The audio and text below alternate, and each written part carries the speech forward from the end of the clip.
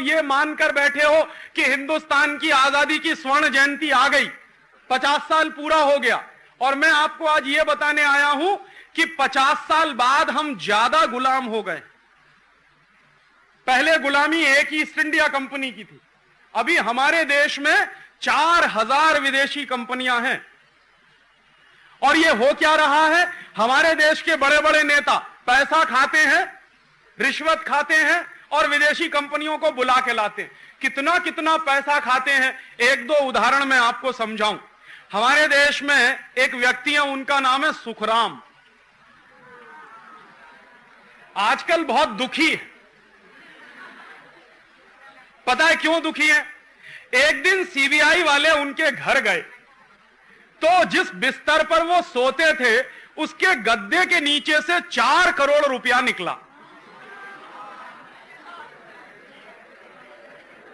तो सीबीआई वालों ने उनसे पूछा कि ये 4 करोड़ रुपया बिस्तर के गद्दे के नीचे से निकला, इसका माने आपके बैंक बैलेंस में कितना होगा? तो कहने लगे नहीं नहीं, मेरे पास कुछ नहीं है, मेरे पास कुछ नहीं है। तो सीबीआई वालों को भरोसा नहीं हुआ, उन्होंने उनके सारे लॉकर सीज किए और उनके सारे अकाउंट सीज किए, तो पता चला हंड्रेड्स ऑफ करोड़ रुपए की प्रॉपर्टी उसमें से निकली। तो सीबीआई वालों ने पूछा, सुखराम जी ये पैसा कहां से आया? तो कहने लगे भगवान ने दिया है।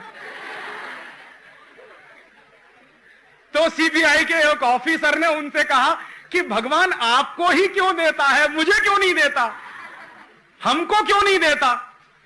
बाद में सीबीआई ने जब तपास की सुखराम के बारे में, तो पता है जानकारी क्या मिली?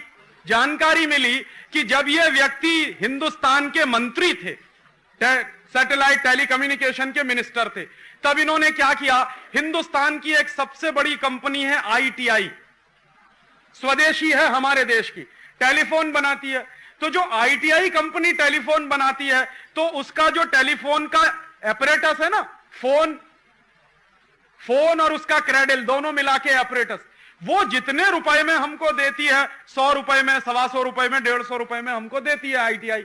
सुखराम साहब ने क्या किया कि अब आईटीआई का नहीं लेंगे, अमेरिका की कंपनी का खरीदेंगे। तो अमेरिका की कंपनी ने वो एपरेटस बेचना शुरू किया 600 रुपए में। हमारे देश में बनता था 150 रुपए का, सुखराम साहब ने वो नहीं खरीदा, अमेरिका से खरीद कर लाएंगे 600 रुपए में। तो उससे क्या होगा, अमेरिका की कंपनी को जो 450 रुपए का मुनाफा होगा, उसमें से कुछ सुखराम साहब को कमीशन मिलेगा। उसका नतीजा क्या हुआ, हमारे देश की सबसे बड़ी आईटीआई नाम की कंपनी तो डिवीजन बंद हो गए, अभी 4 डिवीजन बंद होने वाले हैं, उसके 6 डिवीजन है सारे देश में। तो 2 डिवीजन बंद हो गए क्योंकि वो जो सामान बनाते थे सुखराम साहब ने खरीदना बंद कर दिया, अमेरिका से खरीदना शुरू किया और उसमें करोड़ों रुपए का घोटाला किया, वो पैसा उनको मिला। तो ये किसी मीर जाफर से कम है क्या? लेकिन दुर्भाग्य क्या है, इनको हमने 5 साल तक मंत्री बना के रखा। तो आप सोचिए कि 5 साल में इन्होंने क्या किया होगा इस देश में।